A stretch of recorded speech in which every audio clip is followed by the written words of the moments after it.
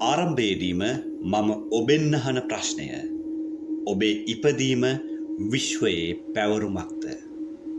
මේ මොහොතේ මම එයට ලබා දෙන පිළිතුර ඔව්. ඔව්. ඔබ මම ඇතුළු අපි සියලුම දෙනා විශ්වයේ පැවරුමක් සඳහා මේ ලෝකෙට ඉපදුනාය. අපි හැමෝටම තියෙනවා යම්කිසි යුතුයකමක් ඉටු කරන්න. හැබැයි මේ කාර්ය ඉතාමත්ම විශේෂයි. හේතුව තමයි අපේ රාජකාරිය අපි විසින් සොයාගෙන තමයි ඉටු කරන්න ඕන.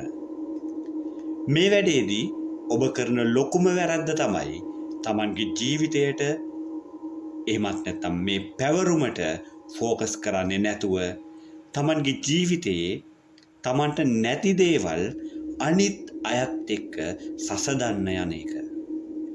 මම මුලදිම කිව්වනේ අපි හැමෝටම තියෙනවා අපිට ආවේනිකව ලැබුණු පැවරීමක්. ඉතින් අනිත් අයගේ පැවරුම එක්ක අපි කම්පෙයා කරන්න ගියොත් අපේ ඉලක්කයට මොකද වෙන්නේ? එහෙමනම් අද ඉඳන් ඔයාගේ පැවරුම වෙනුවෙන් වැඩ කරන්න. මොකද ඔයා දුප්පත්ව ඉපදුනත් ඔයා මැරෙන්න ඕන මොනම අංශයකින් හරි පොහොසතෙක් විදියට.